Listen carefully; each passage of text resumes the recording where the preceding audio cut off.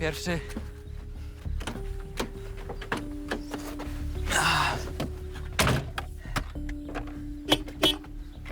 Ty, działa. Masz coś? Nie mam nic, chodź do bagażnika, może tam są jakieś fanty. Dobra.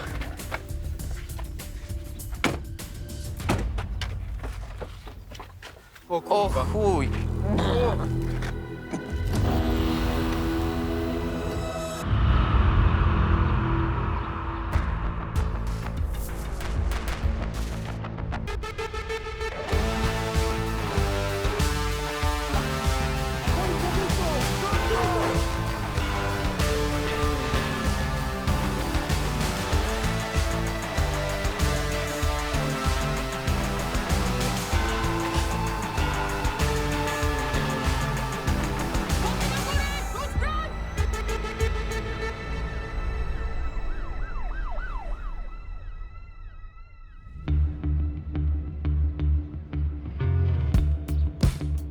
Pan spisuje, a nie się wymądrza. Bartuś, lat 7. Trzeci raz go w tym miesiącu pani szuka. I trzeci raz nie chcecie mi pomóc. Bo jak nie Bartuś, to Michaś. Albo Monisia. Ludzi mamy mało, nie będę im gitary pierdołami zawracał. Moje maleństwo to nie pierdoła. Co tu się dzieje? Nie interesuj się, bo nie wiesz, o co chodzi. Ja jej powiem, co się dzieje. Ludzi macie w dupie. Za komuny to byś brał długopis, spisywał, a nie dyskutował. Za komuny, za takie głupoty, to bym pałą przyłożył i z komendy pogonił. Sławciu, za komuny to ty jeszcze nie wiedział, jak się pałki używa. Zapraszam panią ze mną.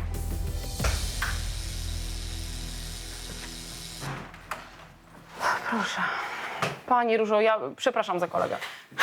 W lesie go chyba rodzice chowali. No chyba tak, ale ja obiecuję, że Bartusia znajdziemy, chociażbym miała całą dzielnicę na nogi postawić. Oj, Proszę, dziękuję, skarbeńku. proszę sobie usiąść. Dobrze, więc tak, ile lat ma Bartuś i jakieś zdjęcie by się też przydało? Kiedy pani go ostatni raz widziała? 7 lat. Taki czarniutki.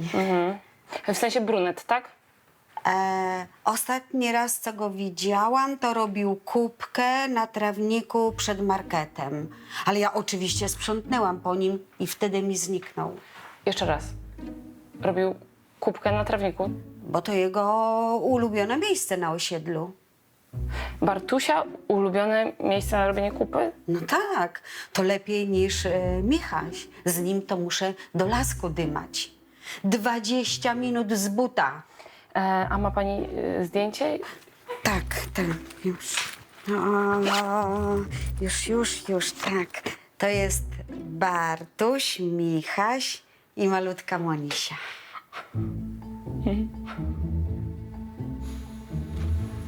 No, widzę, że pani to wcale nie jest lepsza od kolegi. No, przepraszam, ale ja naprawdę myślałam, że chodzi o dziecko.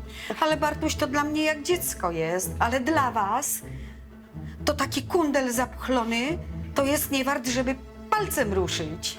Pani Różo, zgłoszenie zostało przyjęte, także będziemy mieć oczy i uszy szeroko otwarte, tak? To wszystko? I tak tu pani siedzi? No niechże pani leci go szukać, no. Boska, trzeba zabezpieczyć teren złomowiska. Ja widzę, że jesteś zajęta. Więc... Nie, my właśnie skończyłyśmy z panią. Ja już idę. Tak, pani Różo, dziękuję bardzo. Zapraszam. Już. Zapraszam.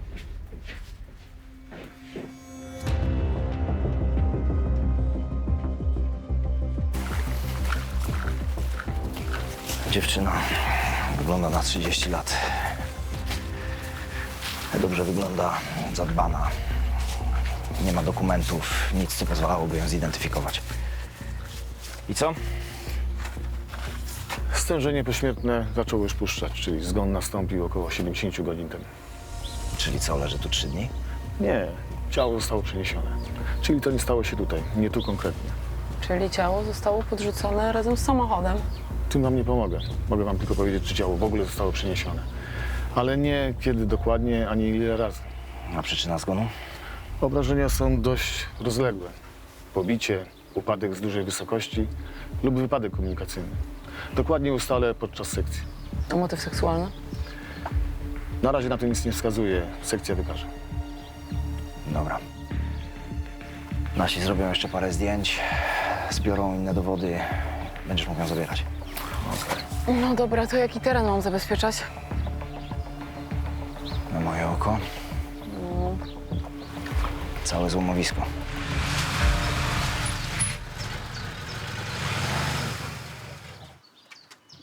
Co jest? Skarbówka was tu nasłała, czy konkurencja?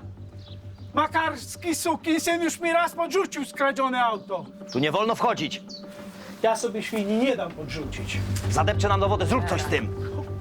Spokojnie, spokojnie, zapraszam pana ze mną tutaj. Ja sobie sam dam radę. Dobrze, proszę.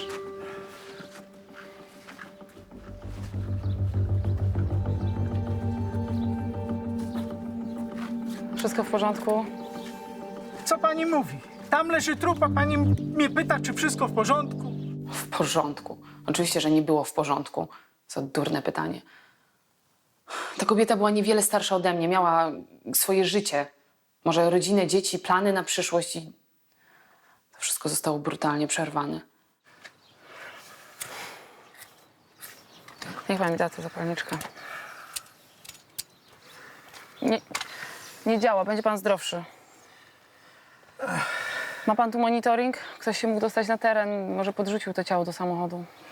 Mam, ale akurat nie w tym miejscu. Mam przy bramie wjazdowej w biurze. No to mamy problem, bo ja muszę ustalić, do kogo należy to auto. Mam wszystko w kwitach.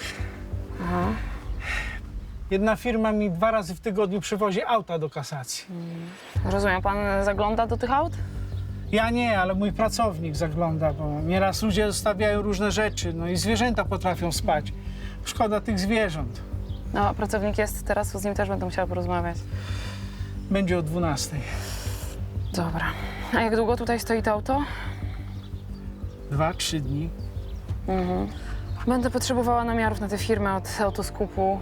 Muszę ustalić, skąd wzięli to auto.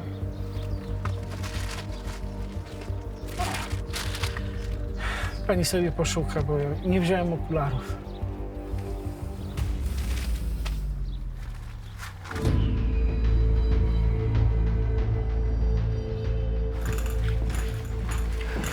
Na samochodzie znaleziono odciski palców 6 osób.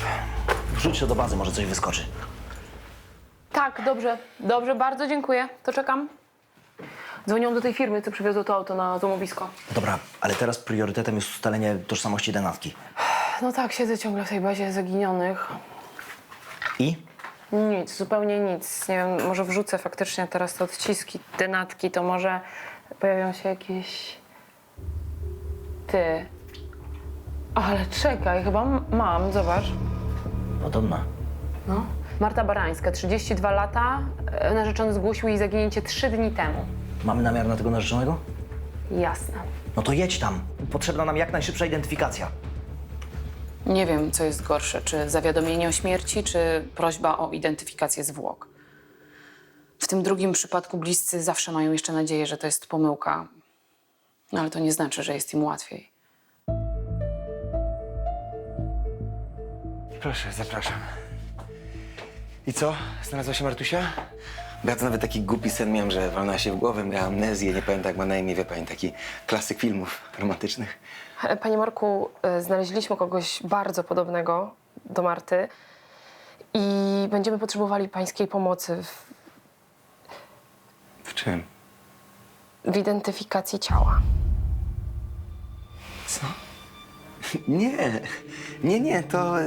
Mamy ślub za 2 miesiące, to jest jakaś pomyłka, niemożliwe, nie. To może być oczywiście pomyłka i dlatego poproszę pana, żeby teraz pan ze mną pojechał, dobrze? Pojedziemy tam razem i sprawdzimy. Ale ja nigdzie nie jadę, bo ja nie muszę jechać, bo tu nie ma... Marta żyje, Marta ma się dobrze, Marta żyje. To jest jakiś koszmar, to jest jakaś pomyłka. Poczekam na pana, dobrze? Z trudem dotarło do niego, co się stało i dlaczego ma ze mną w ogóle gdzieś iść. Ale w końcu udało nam się wyjść z domu. Po drodze do kostnicy zaczął płakać jak dziecko.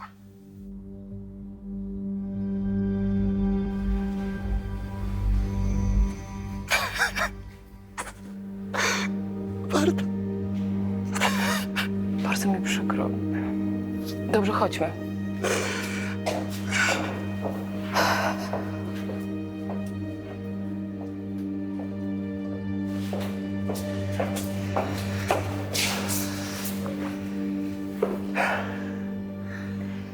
Panie Marku, byłby pan w stanie teraz podjechać ze mną na komisariat, złożyć zeznania? Nie możemy tutaj porozmawiać?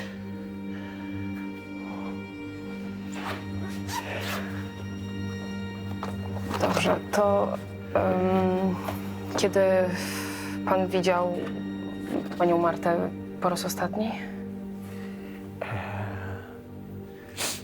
Dzień zanim zgłosiłem mnie zaginięcie. Mieliśmy się spotkać i wybierać suknię ślubną. Czekałem na Martę godzinę i w końcu nie przyjechała. I to nie wydało się panu dziwne? Nie dzwonił pan? Nie, dzwoniłem, oczywiście, że dzwoniłem. Tylko Marta, jak jest w pracy, to nie odbiera prywatnych telefonów i myślałem, że albo zapomniała, albo po prostu coś jej wypadło. A pani Marta gdzie pracowała? Była kuratorem sądowym, ale nie wiem, co to ma teraz za znaczenie. No może skupcie się na tym, żeby zobaczyć tego sukinsyna, który to zrobił, co? Dobrze, a ma pan jakieś podejrzenia? Kto to mógł być? No, w jej pracy to chyba oczywiste, nie? Nie wiem, co pan ma na myśli? Połowa ludzi, którymi Marta się zajmowała, to jakaś była recydywa, a cała reszta to patologia. No. To pewnie ktoś z nich to zrobi, a ona przecież chciała im tylko pomóc i wyciągnąć z tego syfu całego. Czyli ona była oddana pracy, tak? Tak, oczywiście. Telefon służbowy cały czas przy sobie, dostępna 24 godziny na dobę. Była na misji ratowania świata, no. I prosiłem, żeby to wszystko rzuciła, a ona swoje uparte, no. Nawet jak dostawała SMS-y z pogróżkami przecież. Z pogróżkami? Od kogo?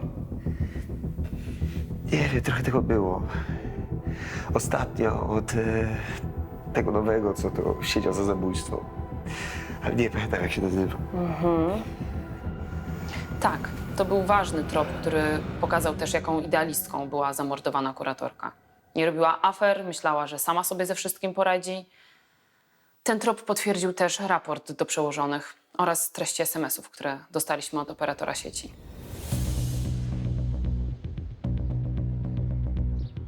Odpierdol się, cipo, bo następnym razem nie wyrzucę cię przez drzwi, tylko przez okno. Poeta, kurwa. No, a facet mieszka na 7. piętrze w Woli Jasności. Patrz, poeta. Krystian Sadowski. No, śliczny. No, ksywa Szakal, 45 lat, skazany za pobicie ze skutkiem śmiertelnym. Marta została jego kuratorką, jak wyszedł z więzienia, czyli 2 miesiące temu. I co dalej? No, gość pracuje teraz w warsztacie samochodowym u Sylwka. To co my tu jeszcze robimy? Zawijamy gnoja.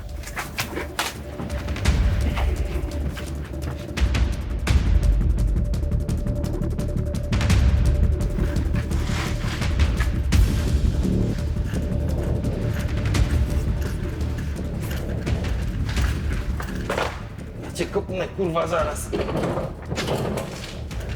Komisarz Rafał, na co sierżant Karolina Wolska z komisariatu. Dobra, czego chcecie? Szukamy Krystiana Sadowskiego. Co macie na niego? Nie po to wyszedł za dobre sprawowanie, żeby teraz wszystko spierdolić i wracać do pierdla. Jest tutaj czy nie? Jest w kiblu. O kurwa. Jest jakieś drugie wyjście? Idź ze strzałkami! Stój, bo strzelam! Stój! Na kolana! Ręce nad głowę! Kuj go! Zostawcie go, on nic nie zrobił. Jak pan wraca do środka, to nie pana sprawa! Jak nie moja, jak moja. W życiu lepszego pracownika nie miałem. Przykłada się do roboty, jakby naprawiał auto dla papieża. Zapierdala jak głupi od świtu do nocy. Nic nie zrobiłem, człowieku. To po chuj uciekasz! Odruch taki. Na widok psa. Dobra, nie pogarszaj sprawy, idziesz z nami, chodź. Pierdolę. Za co?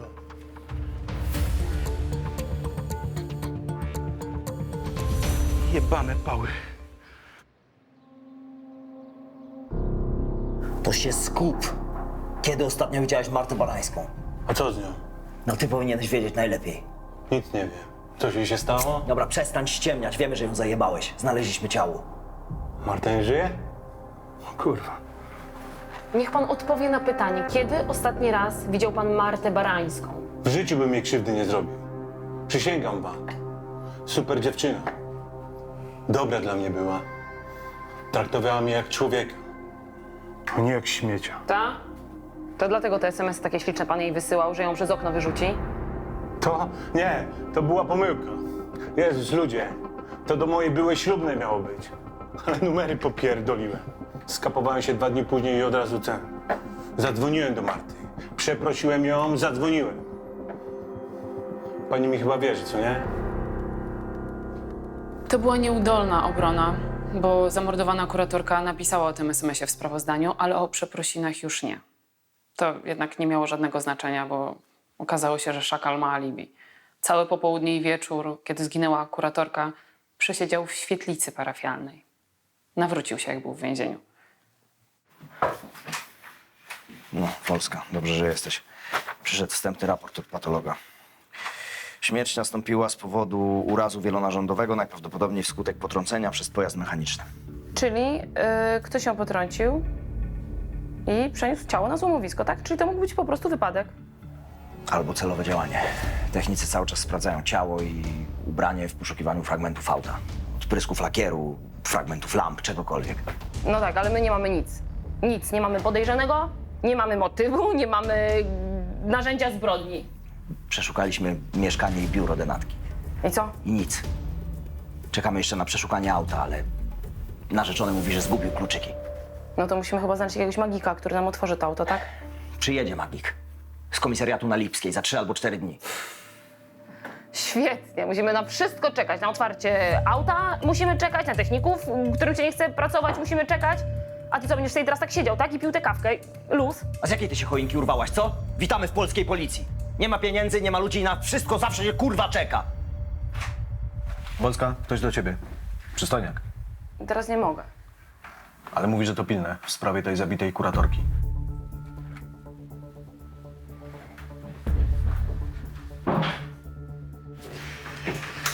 I co? Macie coś? Zapewniam pana, że robimy wszystko, co w naszej mocy, żeby znaleźć sprawcę. Czy nic nie macie? Może to pomoże. Ale co to jest? Listy z pogróżkami. Marta wszystko zgłosiła w raportach, ale nie byliśmy z tym na policji.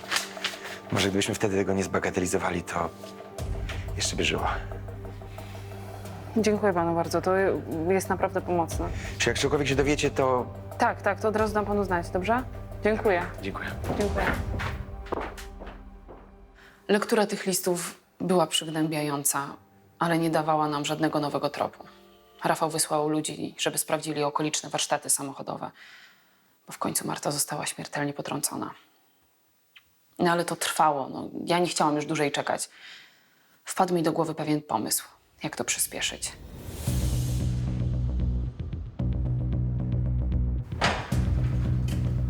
Dzień dobry. Ja pierdolę, żyć mi nie da. Pani dzielnica właśnie zapowiada następnym razem, bo ją psy pogryzą. Ale przecież pan tutaj nie ma żadnych psów. Nie, ale zamierzam kupić, bo tu się nieproszeni goście kręcą. Szakala wypuściliśmy, będzie jutro w robocie. Serio? Nie wierzy mi pan? Proszę zadzwonić. A żeby pani wiedziała.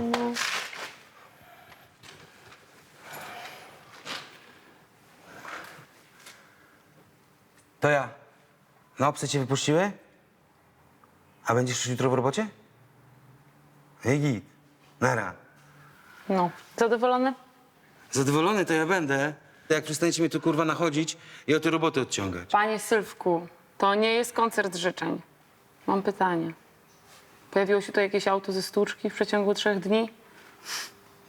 Ja nie będę kablował. Młoda kobieta śmiertelnie została potrącona. W tej sprawie badaliśmy szakala. To była jego kuratorka. O kurwa. Ta młoda, fajna?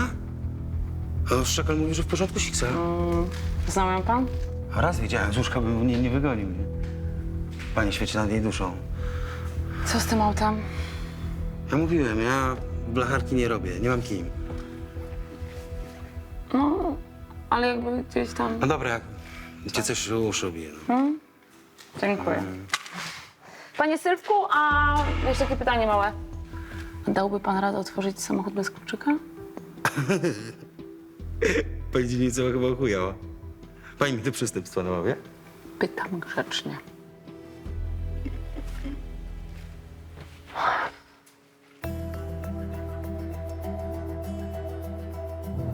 Tak, panie Marku? Ja nie chcę bez niej. Bez Marty. Ja nie mogę, ja nie umiem. Ale, panie Marku, gdzie pan teraz jest? Panie Marku, słyszy mnie pan? Ja po prostu nie dam rady. Panie Marku, proszę mi podać adres, dobrze? Ja podjadę, porozmawiamy. Nie, to nie ma sensu. Panie Marku, proszę mi podać adres, ja już jadę. Będę u pana za chwilkę, dobrze? Halo? Panie Marku, słyszy mnie pan? Niech mi pan poda adres, dobrze? To wszystko nie ma sensu bez niej. Podał mi adres, ale miałam 10 minut drogi do niego. Nie wiedziałam, co się może wydarzyć w te 10 minut. Nie wiedziałam, czy zdążę, czy dam radę.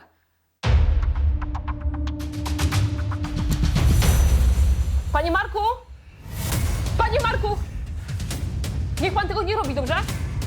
Niech pan pomyśli o Marcie, No właśnie nie chcę już myśleć, mam tego dosyć, już nie chcę o niej myśleć, no. ona by nie chciała, żeby pan to zrobił, prawda? Powiem ci, czego nie chciała, rzucić kurwa tej pieprzonej pracy. Tyle razy ją prosiłem, wszystko było ważniejsze od nas. Spokojnie, to nie jest pana wina, ani jej. Ale ja myślę, że mogłem więcej zrobić, no mogłem jakoś uratować, no mogłem. Nie mógł pan nic zrobić, czasem tak się fatalnie Co zdarza. robisz? Ratuje ci życie, człowieku. Rozkuj mnie! Spokojnie. Spokojnie. Gdyby ten zrozpaczony facet faktycznie skoczył z tego okna, pociągnąłby mnie ze sobą w dół. Ale to była jedyna opcja, żeby go uratować. Tak to wtedy widziałam.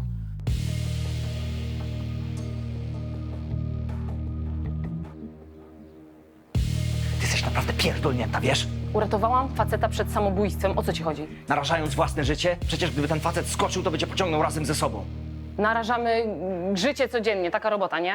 A zresztą w ogóle, gdyby tak naprawdę chciał skoczyć, to by chyba do mnie nie dzwonił. No właśnie, dlaczego on w ogóle do ciebie zadzwonił? Co, on nie ma rodziny, kumpli? To jest wszystko bardzo dziwne.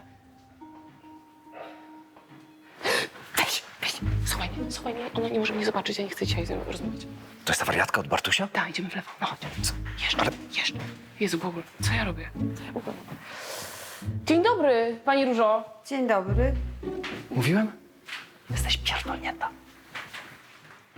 Proszę. Proszę, zapraszam. Minionej nocy prawie w ogóle nie spałam. Powieki miałam jak z ołowiu.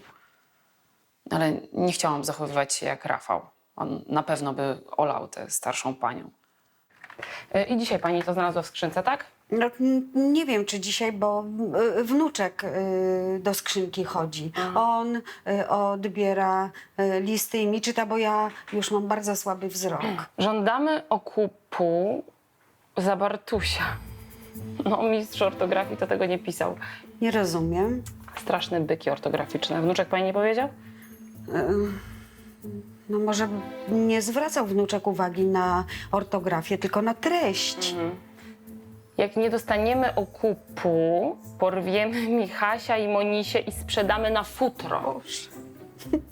Żądamy 2000 w gotówce. No naprawdę, ciężko się to czyta. No rozumiem. Przecież to chodzi o życie moich zwierzaczków kochanych. Analfabeta jakiś to pisał. No każdy czasem robi błędy, mój wnusio też. A pani wnuczek ile ma lat? 18. No to już nie taki chłopak, tylko taki mężczyzna raczej. No tak, ale kiepsko sobie radzi w życiu. Jak go ze szkoły wyrzucili, to poszedł do samochodówki. Jest mechanikiem? Lakiernikiem. On ma taki dryg do malowania. Jak się dorwie do farby, to koniec. Pół mieszkania mi wymalował. No a gdzie pracuje teraz? A na tym skupie złomu, tym dużym, na rogu osiedla. No to nieźle. Ciekawe. Serio myślisz, że porwali babci pieska dla okupu? Ludziom czasem odbija.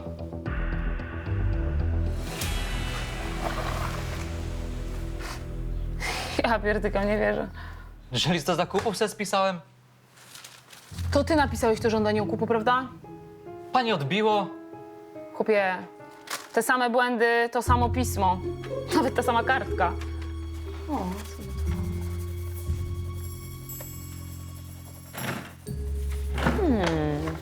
O, ja nie mogę.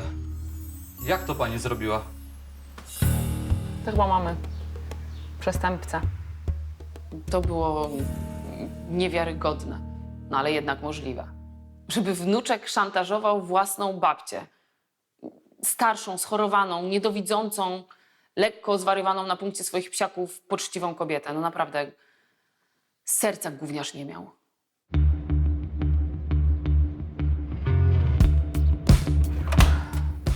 Proszę.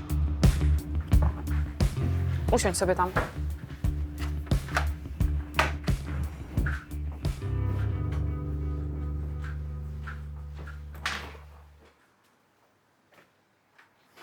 Bo babcia ma zaćmę i ledwo co widzi na oczy.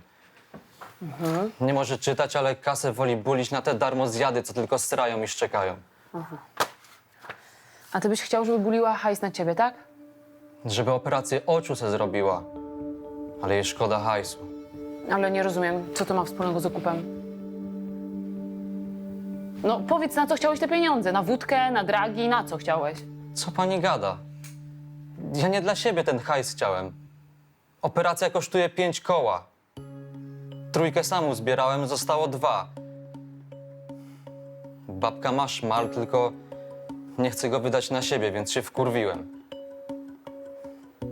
I wpadłeś na pomysł, żeby szantażować własną babcię, żeby zdobyć pieniądze na operację dla niej samej? Z NFZ-u by 2 lata na zabieg czekała. A prywatnie to od ręki. Nie wierzę.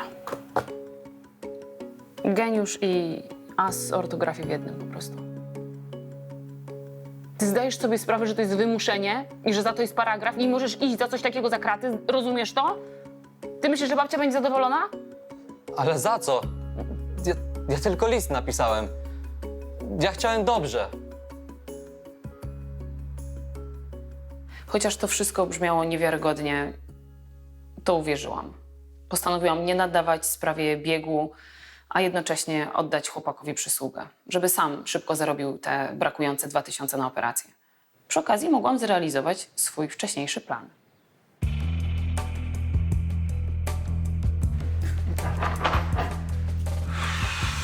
Pani znowu?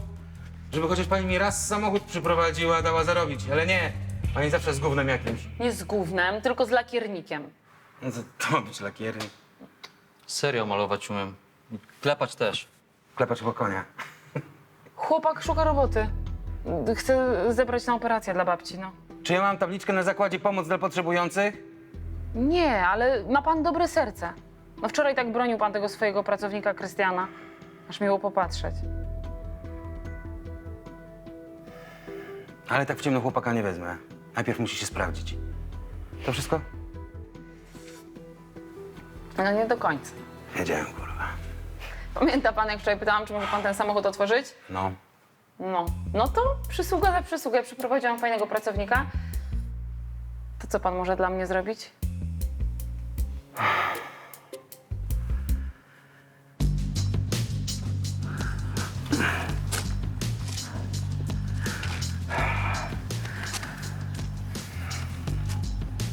Samochód mi dał w dupę kopany.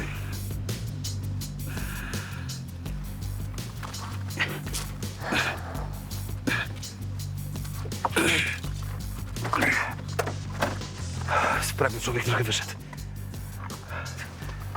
Nic nie mówiłem. Dzięki.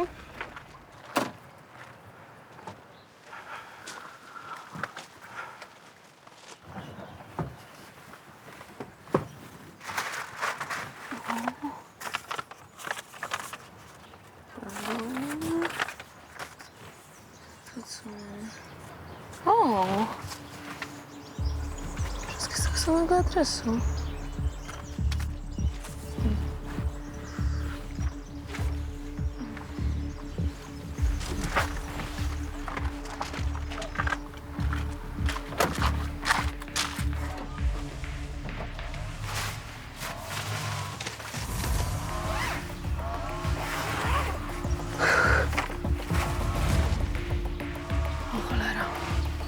To było bardzo dziwne.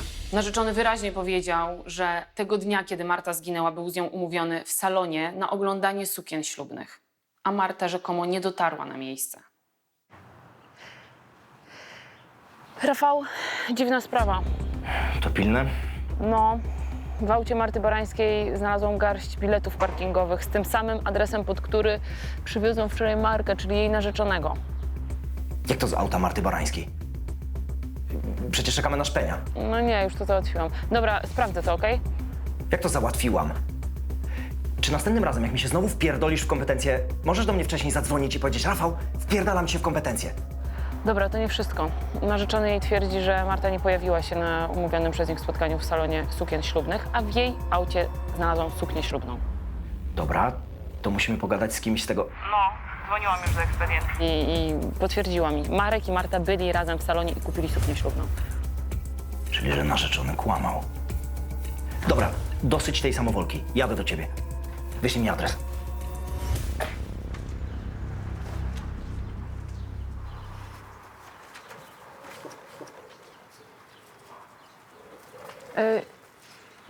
Dzień dobry. Dzień dobry.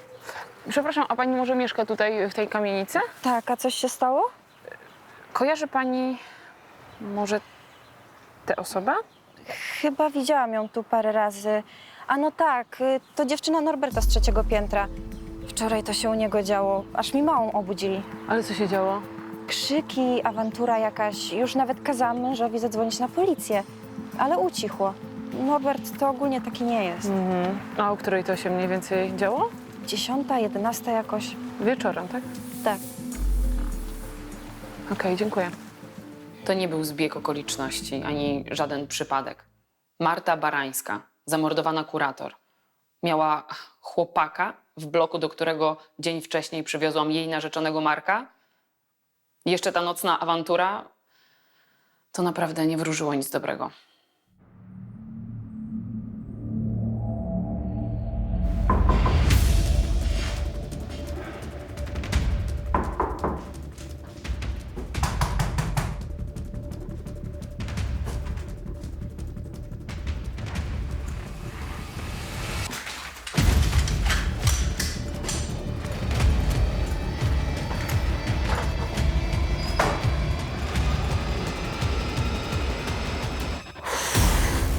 Czysto? Tak. Halo? Co z nim? Zgłoś to.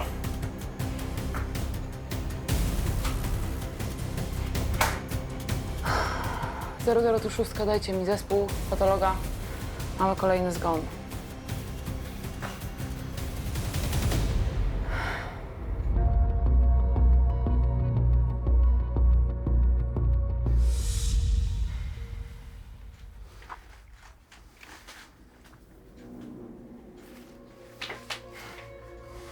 Nic tu nie ma skomplikowanego.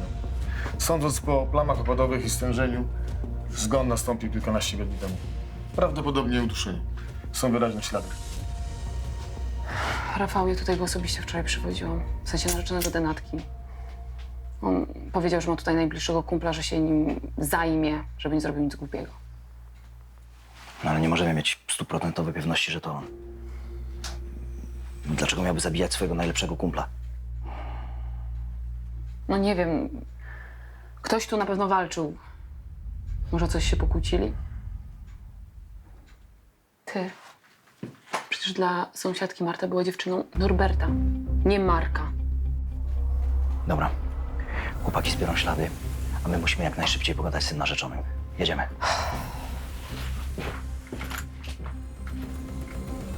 Moją teorię potwierdził znaleziony w mieszkaniu uduszonego mężczyzny telefon z intymnymi wiadomościami od i do Marty Barańskiej, czyli byli kochankami. Marta zdradzała swojego narzeczonego z jego najlepszym kumplem tuż przed zaplanowanym ślubem.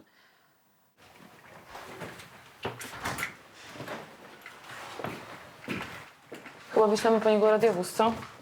Zanim się tam przebijemy. Albo lepiej.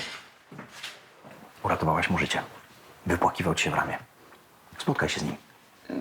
Nie rozumiem, o co ci chodzi. Zadzwoń do niego i się z nim umów. Powiedz mu, że coś mamy. Przecież on nie wie, że znaleźliśmy ciało jego kumpla. No, w sumie. Narzeczony denatki nie odbierał, ale oddzwonił godzinę później. Zgodził się na spotkanie. Dostałam podsłuch, a Rafał i kilku innych funkcjonariuszy miał na wszelki wypadek nas obserwować.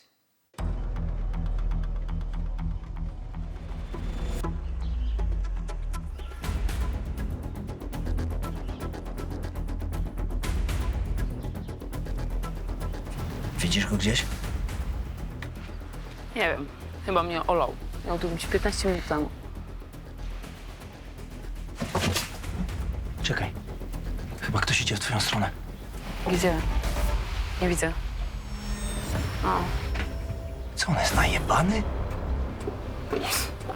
no chyba tak. Dzięki, że zadzwoniłaś. Chodź, pójdziemy, usiądziemy, pogadamy sobie. Nie idź tam, nie mam tam ludzi. Nie, to jest w porządku. Też? Nie, dzięki. Mamy trop podejrzanego. Super. Co tam? Znasz go.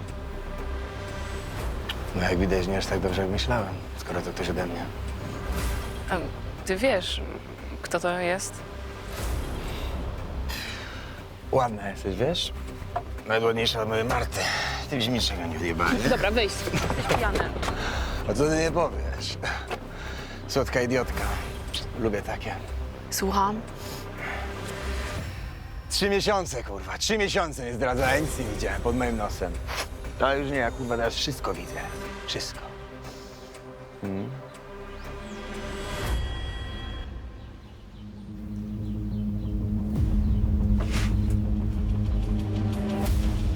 Kurwa, sama nie jesteś. Kurwa. Szmato pierdolona. Pierdolona!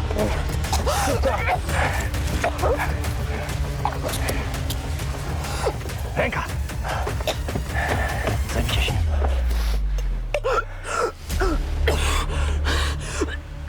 Wszystko w porządku? Spoko. Nie spodziewałam się tego ataku. To było straszne, ale warto było. Tajemnica śmierci kuratorki została ostatecznie wyjaśniona. To był tragiczny, miłosny trójkąt. Byłeś 2 dni temu u Norberta Pieńkowskiego?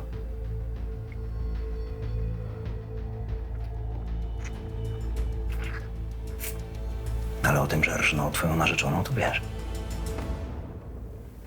Znaleźliśmy twoje odciski palców w jego mieszkaniu. Pieńkowski to mój kolega z podstawówki. Wasza dzielnica mnie tam przesyła, wiesz o tym. Nie możecie znaleźć zabójcy Marty, więc próbujecie mnie wkręcić. No co ty? Tak. Szkoda tylko, że znaleźliśmy twoje odciski palców też na aucie, na złomowisku, gdzie podrzucono ciało Marty Barańskiej.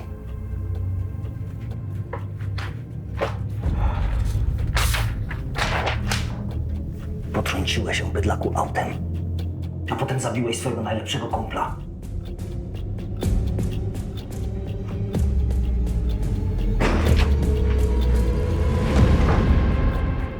Razem wybieraliście tę suknię, prawda? Już wtedy planowałeś ją zabić? Kojarzysz, że jest takie powiedzenie, że to pech, kiedy pan młody zobaczy pannę młodą w sukni ślubnej przed ślubem. Ale to jest kurwa, że ja jej zaufałem. I że ją poznałem. Bo mieliśmy być razem do końca, mieliśmy mieć dzieci razem na pierwszy z moim najlepszym kumplem, rozumiesz, z moim świadkiem.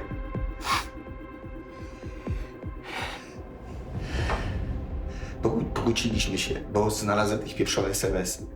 Marta powiedziała, że to koniec, że wyszła i pojechała gdzieś. Ruszyłem za nią i dzwoniłem, żeby poczekała, żebyśmy porozmawiali, że nie wszystko stracone. Ale jak stanęła i wyszła z auta i szła w moim kierunku, to nie wiem, co mnie odjebało. Po prostu nacisnąłem gaz i po wszystkim. Ciało postanowiłem wrócić na złomowisko obok. Znalazłem jakiś stary samochód, wrzuciłem do bagażnika. Myślałem, że jak zgniotą tą furę, to że trupa nigdy nie znajdą a jej samochód jakby nigdy nic stawiał sobie pod jej pracę. A co z Norbertem Pieńkowskim? Z Robertem nie miało być tak, ja miałem... Chciałem powiedzieć, że jest chujem, że wiem, co zrobił, że go nienawidzę za to, ale... Jak go zobaczyłem, coś we mnie pękło i rzuciłem się na niego. Nie pamiętam. Bo to jest jego wina. Marta w życiu by mi tego nie zrobiła, bo ona mnie kochała, to on jej w głowie napieprzy. Nienawidzę ich kurwa za to. Żałujesz? Tak. Pożałuję. W więzieniu. Gwarantuję ci to.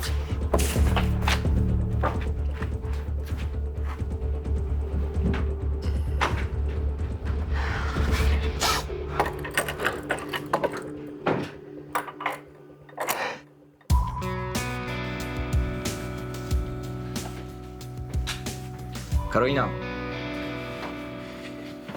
Karolina.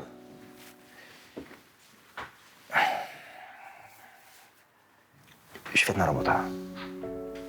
Naprawdę, gratulacje. Jak szyja? Czekaj, no. Słuchaj. Może ty byś chciała coś więcej. To znaczy od tego, co robisz w tej chwili. Nie mówię od razu, że awans, ale przydałby nam się ktoś w wydziale taki jak ty. I tak już zresztą z nami właściwie pracujesz, wszystko się wpierdalasz. Wolę być dzielnicową. A to jest żadna kariera. Ani pieniądze, ani... Rafał, nie chcę mi się tobie tego tłumaczyć. W sensie, i tak nie zrozumiesz. Dobra, to był trudny dzień, ja muszę odpocząć.